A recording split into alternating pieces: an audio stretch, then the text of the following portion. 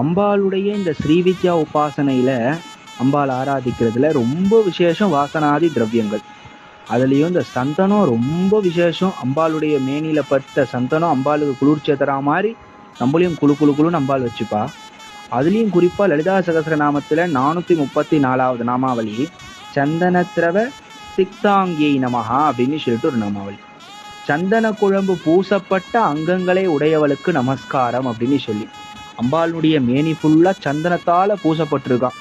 ஆக யாரு ஒருத்தன் அம்பாளுக்கு சந்தன காப்பு பூர்ண சந்தன காப்பு பண்ணி அம்பாளை ஆராதிக்கிறானோ அந்த சந்தனம் எந்த அளவுக்கு மனமா இருக்கோ அந்த திவ்ய மனம் போலயே தன்னுடைய வாழ்க்கையை அம்பாள் நல்ல சௌக்கியம்னு சொல்லக்கூடிய மனத்தால் அம்பாள் நிரப்புவா.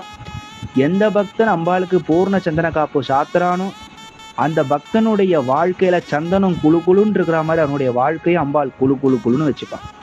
இது உண்மை.